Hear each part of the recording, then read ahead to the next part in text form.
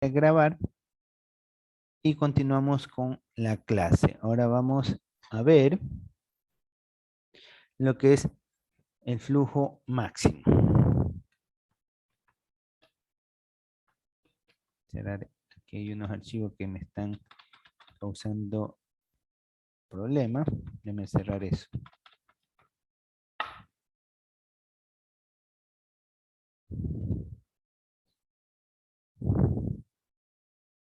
Ya.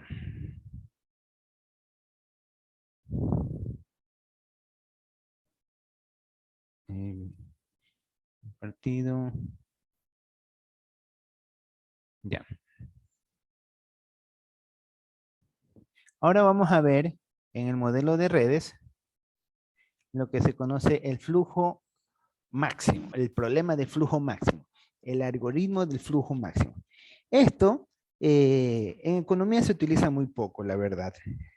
Más se utiliza algoritmos de ruta mínima, porque lo que uno busca es minimizar distancias, minimizar costos de transporte, minimizar tiempos de recorrido. Pero sí resulta interesante saber qué sucedería si nosotros quisiéramos potencializar toda la ruta, es decir, utilizar todo el potencial que tiene nuestro diagrama. Esto normalmente se ve para temas de transporte, para temas de tráfico vehicular en el cual nosotros disponemos de una carretera. Ustedes saben que una carretera tiene una capacidad máxima de soportar vehículos, ¿sí? Tiene un espacio físico y ustedes saben que un vehículo ocupa una determinada cantidad de vehículos.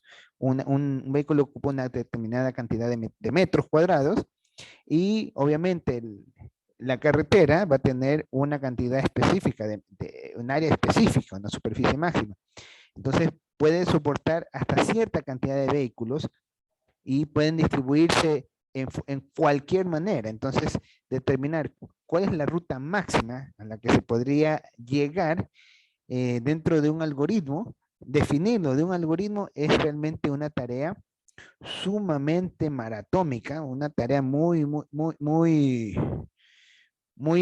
ardua, ¿sí? Ya que tenemos el número de posibilidades son mucho mayores al que estamos analizando en el caso de ser una ruta corta. En la ruta corta o en la ruta más cercana, simplemente vemos el que nos da la menor distancia posible. Pero si queremos ver cuál es la mayor distancia posible, vamos a tener el conjunto o el universo va a ser mucho más amplio. Pero igual vamos a aprender esta definición, un poco porque si el caso, algunos les da la oportunidad de aplicar esta metodología, tienen el conocimiento de cómo hacerlo, o por lo menos tienen la referencia de dónde podrían encontrar o a qué se refiere. Entonces, ya no tengo nada en cola. Vamos a ver el problema del flujo máximo y lo que es el algoritmo del flujo máximo. ¿Sí? Vamos a ver aquí, esto ustedes lo encuentran en los libros guías, ya por cuestiones de tiempo lo que hice fue hacer un capture de pantalla y ponerles el material que encontramos en el libro. Esto, todo lo que yo les he dado, de todo el contenido que hemos visto en todos los parciales, ustedes los encuentran en los libros que les proporcioné al comienzo de las clases, o sea, los primeros días de las clases. Todo, absolutamente todo está allí. A ver, vamos acá. Alison, ayúdenos con la lectura, por favor, el primer párrafo. Considérese una red con un nodo de entrada o nodo fuente y uno de salida o nodo antifuente. El problema del flujo máximo pregunta, ¿cuál es la cantidad máxima de flujo? Es decir, vehículos, mensajes, líquidos, etcétera, que puede entrar y salir del sistema de red en un periodo determinado de tiempo. En este problema se intenta transmitir flujo sobre todas las ramas de arcos de la red en la forma más eficiente posible. Listo, gracias. Bueno, siga. La cantidad de flujo está limitada debido a restricciones de capacidad en las diversas ramas de red. Por ejemplo, los tipos limitan el flujo de vehículos en un sistema de transporte, en tanto que los diámetros de las tuberías limitan el flujo de petróleo en un sistema de distribución. Al límite máximo o superior sobre el flujo de una marca se le denomina la capacidad o flujo de la rama. Aunque no se especifican cantidades para los nodos, se supone que el flujo que sale de un nodo es igual al flujo que ingresa. ¿Ya? Listo, gracias. Entonces, como ustedes se pudieron dar cuenta de lo que leyó Alison, cuando nosotros analizamos el flujo máximo, siempre estamos determinando qué es lo que es qué es todo lo que se puede abarcar en la red. Si tuviéramos, por ejemplo, un sistema de comunicaciones, obviamente vamos a tener la fibra óptica que va a pasar o el cable de corriente donde van a pasar los bits, los datos. Entonces, obviamente, tú puedes transmitir una enorme cantidad de información, pero va a estar limitada a la cantidad del diámetro del ancho de banda que tenga cada cable, ¿no? Entonces, obviamente eso va a marcar el flujo por el cual se puede transitar. Veíamos también el ejemplo de petróleo. Imagínense que ustedes, para construir la refinería que se hizo en el Oriente, que llega a Esmeralda, entonces imagínense, para decidir cuál es la ruta más eficiente para transportar la mayor cantidad de petróleo posible, entonces ahí se utilizaron estas técnicas para ver cuál era la ruta más eficiente. Obviamente ahí también se analizaba la geografía, los recorridos, se analizaba el clima, todas estas cuestiones de la estabilidad de tierra, todo esto se fundamentaba, pero para resolver este problema se tuvo que acudir a esta metodología, que es el diagrama del flujo máximo, ¿no? En donde nosotros vamos a asignar a cada uno de los arcos la distancia máxima de recorrido por la que pueden atravesar los distintos elementos que van a fluir en estas redes. Entonces, esto obviamente se conoce como el problema del flujo máximo. ¿Sí? Vamos a ver como ejemplo, aquí el texto nos cita un pequeño ejemplo. A ver, Linda, ayúdanos con la lectura, por favor. Como ejemplo del problema del flujo máximo, considérese el sistema interestatal de Cantenares, dice, norte-sur, que pasa por Cincinnati, Ohio. El flujo de vehículos norte-sur llega a su nivel de 15.000 vehículos por hora en las horas picos.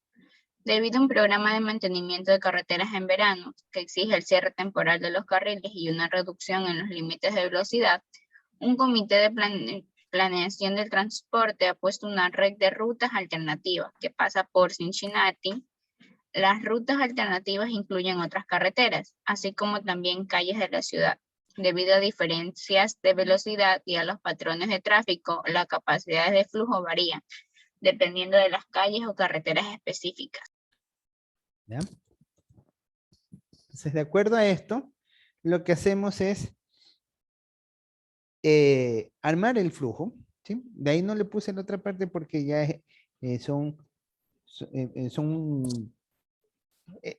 vuelve a repetir lo mismo el texto, pero ahí básicamente lo que nos muestra es el diagrama, ¿sí? Entonces, nosotros tenemos, por un lado, la entrada, donde van a entrar los flujos que van a recorrer por toda la red de distribución, y la salida. Entonces, aquí nosotros tenemos que el flujo de entrada, tú puedes decidir irte por este de nodo 1 al nodo 2, de nodo 1 al nodo 3, de nodo 1 al nodo 4. Puedes decidir si vas del nodo 2, puedes decidirte ir al nodo 3, o puedes decidirte al nodo 5. Si vas al nodo 1, puedes decidir del nodo 1 ir al 2, puedes decidir ir al 4, puedes decidir ir al 5, puedes decidir ir al 6. ¿Sí? Si del 1 vas al 4, puedes decidir ir al del 4 al 3, del 4 al 6. Y así, para cada uno de los nodos que se va recorriendo, tú puedes escoger la ruta que sea para llegar a este punto, al nodo 7. Aquí, en contraste de la metodología anterior, no necesariamente se busca la ruta más corta o la ruta más larga. Aquí lo que se busca es que permita ingresar la mayor cantidad de recorrido o la mayor cantidad de, no de recorrido, sino la mayor cantidad de acceso hacia toda la red para maximizar o para optimizar el número de entradas que permita la red. Entonces, aquí obviamente vemos los nodos, estos son los nodos, y aquí notamos algo particular. Ustedes ven que dice 5 y 0, 6 y 0, 5 y 0. ¿Qué significa esto? Que puede permitir el ingreso de 5, puede permitir el ingreso hasta de 6 unidades, puede permitir el ingreso hasta de 5. De manera que si entran 5, obviamente no van hacia este flujo, no va a poder ir ninguno, ¿no? ¿Sí estamos claros? Aquí si van 5 de este sentido, ya está consumada toda la red, entonces no va a haber, no puede haber un contraflujo. A eso es lo que se refiere. Aquí estamos viendo, obviamente se espera de que todo el recorrido vaya desde la entrada hacia la salida. Aquí no estamos viendo los recorridos inversos. ¿Sí? ¿Estamos claros hasta esa parte? ¿Estamos claros hasta esa parte? ¿Sí o no? ¿Puedes repetir? Ya. Entonces, cuando ingresamos, en el caso anterior, ¿qué nosotros veíamos? La distancia de recorrido, ¿no? Aquí nos daban los kilómetros, decíamos 50 kilómetros, 20 kilómetros, 30 kilómetros, y simplemente íbamos sumando los kilómetros. Aquí es diferente. Aquí nosotros tenemos que ver cuánto es lo que abarca la ruta para transportarte de un nodo a otro nodo. ¿Por qué? Porque tú quieres llegar desde un punto de entrada hasta un punto de salida. Entonces, desde el punto de entrada, tú tienes 3 rutas que puedes seguir. Si te vas por la ruta 1, tu ruta te permite abarcar hasta 5 unidades que se pueden desplazar por esa ruta. En la ruta que va del 1 al 3, del nodo 1 al nodo 3, te permite abarcar hasta 6 recorridos, 6 unidades de recorrido. De nodo 1 al nodo 4 solamente te permiten hasta 5 unidades de recorrido. Entonces, por eso ustedes ven que está 5, 0, 6, 0, 5, 0. ¿Qué significa? Que el flujo va a ir de derecha a izquierda. Aquí va a ir del 1 al 2, del 1 al 3, del 1 al 4. Es decir, si van 5, ya no te va a permitir ninguno entrar, porque ya está ocupada toda la fuente, toda la red. Imagínense como en una carretera. En la carretera, en una cuadra tiene una capacidad para, dentro de la cuadra, abarcar 20 vehículos. 10 de un sentido y 10 de otro sentido. Entonces, tú puedes decidir que todos vayan en un solo sentido, entonces los 20 vehículos van de un sentido, de norte a sur, por ejemplo. Pero si tú decides cambiar, te baja la capacidad de la red, ya no, tú dices, bueno, ya voy a dejar una línea para que vayan en contraflujo, entonces cambian estas características. Aquí estamos identificando de que van una entrada hacia una salida. Entonces entran 5 y tiene una capacidad de distribución de hasta 5 unidades dentro de esta red. Acá tiene una capacidad de hasta 6 unidades y acá tiene una capacidad de hasta 4 unidades. Y así vamos para cada elemento. Aquí, por ejemplo, te menciona de que del nodo 2 al nodo 3 te permite un doble flujo. Puedes ir del nodo 2 al nodo 3 con 2 unidades y viceversa, ¿no? Del 3 al 2 con 2 unidades. En cambio, te menciona que del nodo 3 tú puedes dirigirte al nodo 4 hasta 3 unidades. Hasta 3 unidades, no más. ¿Sí? Y del nodo 4 al nodo 6 solamente puedes trasladar 5 unidades. No puedes trasladar más que 5 unidades. Asimismo, del nodo 3 al nodo 6 tienes una capacidad de 7 unidades de traslado. Del nodo 3 al nodo 5 una capacidad de 3 unidades de traslado. Y del nodo 2 al nodo 5 una capacidad de 3 unidades de traslado. Del 5 al 7, 8 unidades es la capacidad de flujo. Aquí en este caso está representado a miles, o están diciendo que capacita, tiene la capacidad de transportar 8.000 vehículos por hora, desde el nodo 5 hasta el nodo 7. Entonces ya sabemos que esto equivale a los vehículos por hora, aquí son 7.000 vehículos por hora, aquí van a ser 1.000 vehículos por hora, ya sea en cualquier sentido, del nodo 5 al 6 o del nodo 6 al 5. ¿Sí? Y esta es nuestra red de distribución para el flujo máximo, donde tenemos una entrada y una salida. ¿Sí? ¿Alguna pregunta? No hay preguntas. Entonces el 0 es el que no me permite retroceder. Exactamente. Ah, ok. No te permite retroceder. Tú solamente puedes ir en ese sentido. ¿Sí? Eso es lo que te indica. Por eso se llama flujo máximo. Lo máximo que puede soportar la red. Acuérdate que esto normalmente se lo utiliza en temas de transporte. También se lo utiliza en temas de transporte de fluidos, como había leído Allison. También nos permite, en el caso del contenido de un líquido que se quiera transportar mediante una cañería. O sea, tú dices, bueno, en la cañería te soporta 60 metros cúbicos. En el caso, por ejemplo, del cuerpo humano, tenemos las venas. Ustedes saben que las venas transportan sangre, pero es la sangre ya con el oxígeno consumido. Y las arterias que transportan sangre rica en oxígeno. Entonces esa sangre, un grupo de venas lo que hace es transporta el oxígeno a todas las partes del cuerpo, a todos los órganos del cuerpo, la alimenta de oxígeno, los órganos toman el oxígeno que pasa por la sangre y este lo regresa por otra vía, que ya no son las arterias, lo regresa por las venas.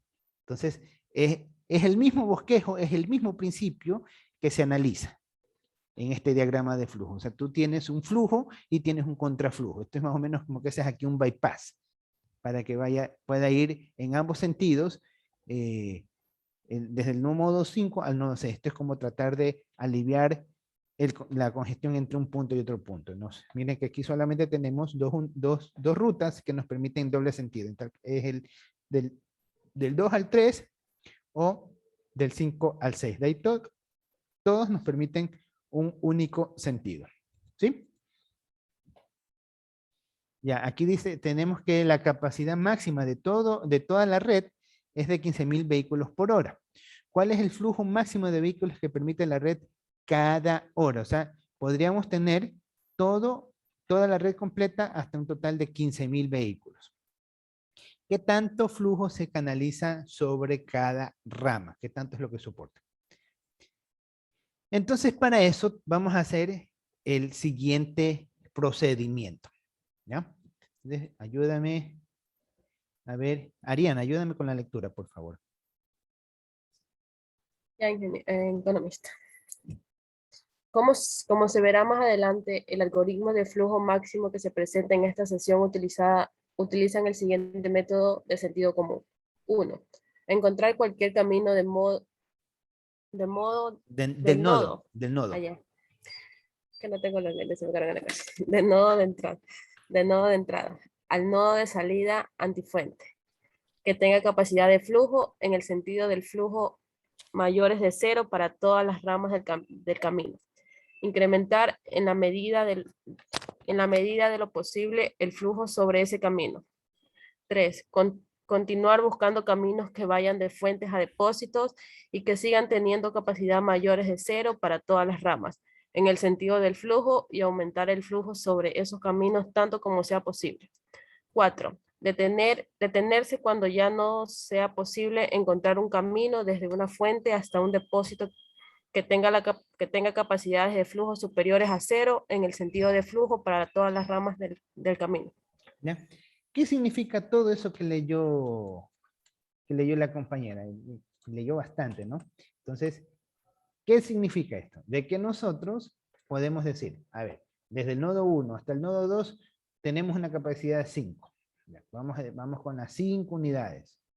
Son expresadas en 1000. Entonces aquí pueden ir 5, pueden ir 6, pueden ir 5 más. Entonces, si van todas en su máxima capacidad, aquí ¿cuánto es lo que puede recibir este? este nodo 2. Puede recibir únicamente, puede recibir 5, o sea, todo este arco tiene una capacidad de 5.000. En este punto, en teoría, podrían fluir los 5.000, pero no es que van a estar aquí apilados los 5.000 vehículos, ¿no? Esto obviamente es un punto de enlace, de empase. Entonces, quiere decir que aquí los 5.000 vas a distribuir. Tú puedes distribuir 3.000 hacia este sentido o 2.000 hacia este sentido. Eso es lo que te está diciendo. De los 5.000 puedes distribuir 3.000 o 2.000. Acá, de los 6.000 que llegan, tú puedes distribuir de esos 6.000, 3.000 en este sentido, 3.000 en este sentido o 2.000 en este sentido. Entonces tú te das cuenta que aquí recibes 6.000 y puedes enviar más. ¿Cuánto puedes enviar en total? 3, 6, 8, 15. Puedes enviar 15.000. O sea, aquí tú tienes un espacio de holgura, por decirlo así. Acá, en cambio, tu flujo está completo.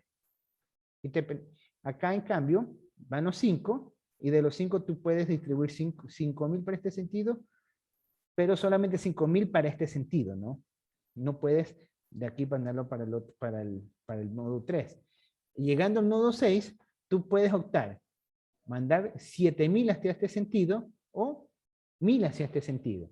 Entonces, como aquí tú ves que tienes 5, y acá puedes enviar 7, entonces tú de aquí tranquilamente puedes distribuir las cantidades del nodo 2 hacia el nodo 3 para aliviar un poco el congestionamiento e incrementar más en el nodo 1. Y ahí tú comienzas un poco a estar utilizando lo que mencionaba el ejercicio, el sentido común, por donde puedo canalizar los flujos para que entren la mayor cantidad de vehículos y recorran la mayor cantidad de camino, o la menor cantidad de camino, o recorran la ruta para que puedan llegar a su salida. ¿Sí? Eso es lo que se analiza, ¿verdad? De que no tener el problema de que por un lado hay cuellos de botella, hay congestionamientos, y por el otro lado están las vías despejadas. Entonces, lo que se procura es que todas las vías tengan un número similar de vehículos y todas fluyan a una velocidad estable. No haya diferencias de que en una ruta hay mayor peso sobre otra ruta. ¿Sí? A eso es lo que se refiere esta definición que hemos estado compartiendo. ¿Ya? Seguimos. A ver, ¿quién estaba leyendo? Ariana estaba leyendo. A ver, ahora, hágale usted mismo, señorita, ya. Okay. Mucha lectura. A ver, vamos a hacerla descansar, ya. A Luis Miguel que lea. Luis Miguel. Se revisan enseguida los pasos del algoritmo de flujo máximo. Paso 1. Encontrar cualquier camino que vaya del nodo origen al nodo de depósito y que tenga capacidades de flujo mayores que 0. Para todas las ramas del camino en el sentido del flujo, si no hay camino disponible, ya se ha llegado a las soluciones óptimas, a la solución óptima. Paso 2. Encontrar la menor capacidad de la rama. Dice P sobre el camino que eligió en el paso 1. Aumentar el flujo de la red enviando una cantidad de P sobre el camino elegido en el paso 1. Paso 3. Para el camino que se seleccionó en el paso 1, reducir todas las capacidades de flujo de las ramas en el sentido del flujo en P y aumentar las capacidades de flujo de las ramas en el sentido contrario, en la misma cantidad. P, volver al paso 1. ¿Ya? Listo, gracias. Aquí hay un detalle que hay que poner en acotación, que sugiere de que nosotros podemos ser un poquito imaginativos y disponer el sentido inverso, ¿ya? Como nosotros vemos aquí, en este caso, ¿qué observamos para la ruta que va del 1 al 3? ¿Cuánto abastecía? Aquí teníamos que entraban solamente 6 y podíamos distribuir 15. Entonces aquí nosotros podemos ver de que hay un aprovechamiento de espacio. Entonces dicen, bueno, dada estas circunstancias, ¿por qué no hacemos una inversión? Vamos a hacer que que cambie el sentido, aquí, por ejemplo, ya en de la ruta de 3 al 6, ya no hacemos que vayan de este sentido, sino que vayan al sentido contrario. Que vayan del 6 al 3. Entonces, ¿qué es lo que logras hacer? Logras descongestionar esta ruta, aliviar, y pasar el tráfico para esta otra ruta. Ustedes pueden ver que acá tiene 8. Y de este 8, ¿cuánto recibe? Solamente recibe 1, 3 y 6. Recibe 7. Entonces, tú lo que podrías hacer es desviar de esta ruta, mandarlas por este sentido, para así utilizar más la red y lograr que entren mayor cantidades de vehículos que estén circulando con normalidad. Y obviamente van a tener que dar más vueltas, pero van a circular con normalidad y la red no se va a estancar o no se va a producir aglomeramiento en un punto o en otro punto, sino que estás haciendo circular todas las unidades. ¿Sí? A eso es lo que hace referencia esta parte de la explicación que estaba leyendo Luis. ¿Sí? Entonces, en este camino, nosotros vamos a encontrar que la ruta va a ser 1, 3, va 1, va a la 3, de ahí te vas a la 6 y de ahí te vas a la 7. Entonces, esta sería la ruta directa que te hace fluir más unidades, ¿no? 6, de ahí te vas acá. O también puedes hacerlo por la ruta 1, 3. La 6 es la red modificada. O sea, ahí prácticamente tenemos los distintos recorridos que podemos ir. Aquí, si ustedes se pueden dar cuenta, se va haciendo ciertas modificaciones. Aquí inicialmente teníamos que 7 y 0, pero después dice, no, cambia la red para que entre 1 y puedan salir 6. ¿Sí? Y aquí también haces estas modificaciones, lo que les mencionaba, haces de 6, aquí entran, no entran ninguno, sino que más bien entran en este sentido. ¿Ya? Finalmente, se vuelve a hacer otra iteración, es decir, otro proceso. En realidad, cada iteración es una prueba que se está haciendo, ¿no? Para ver cómo resultaría la red ante cada proceso.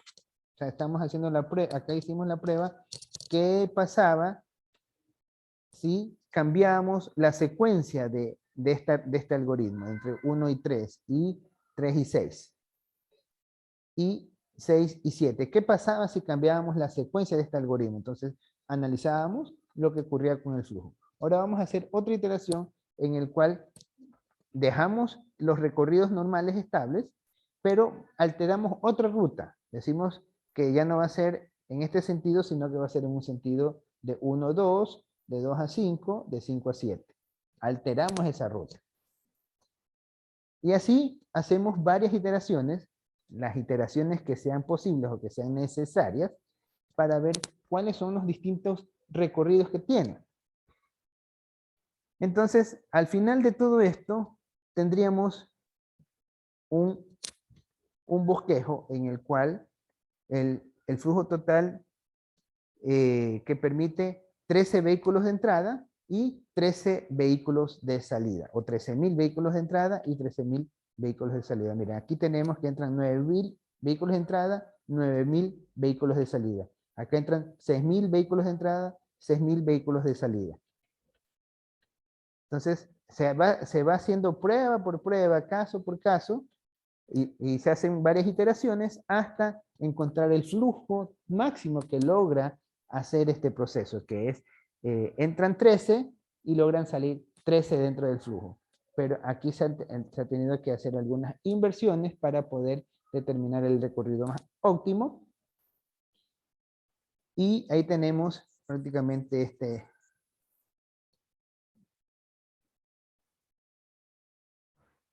esta lámina no es, ¿ya?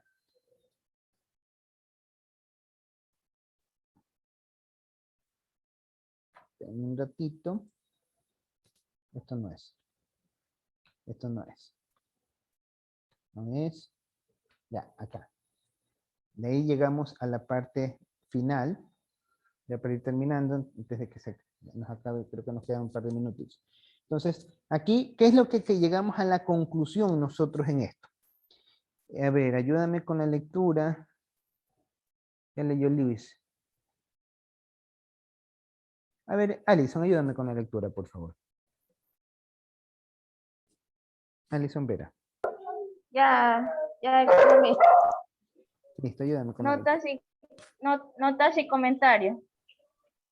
Se pueden utilizar los modelos de redes para describir diversos problemas de ciencia de la administración. Por desgracia, no existe ningún algoritmo o programa de computación para solución de redes que pueda utilizarse para resolver todos los problemas. ¿Ya? Entonces, ¿qué es lo que llegamos al análisis de esto? De que cuando realicemos un análisis de flujo máximo, lo que va a tocar es utilizar un poco el sentido común y estar realizando iteraciones, cuantas sean necesarias, hasta encontrar un flujo que asegure el máximo ingreso, ¿no? Ya habíamos calculado que lo máximo que se había logrado obtener, en este caso son 13.000 unidades. ¿Ya? Aquí menciona que son 14.000 unidades por hora. Entonces, eso habría que hacer alguna iteración adicional para verificar cuál es el patrón que sigue dentro de la red para encontrar esa dimensión del flujo. ¿Sí? Y nos vamos a quedar hasta allí. Ya en la próxima semana ya vamos a ver lo que es diagramación PER, diagramación KPM, ¿no? Y como habíamos quedado, ya la siguiente semana son las evaluaciones. De ahí les he de mandar una tareita, solo una tarea en donde va a ser un misceláneo de estos ejercicios para que practiquen para el examen. ¿Ya? ¿Alguna pregunta que tengan? ¿Alguna pregunta? No hay preguntas. Bueno, nos vamos a quedar hasta aquí. Tengan todos ustedes un buen fin de semana. Pasen bien. Nos vemos la próxima semana.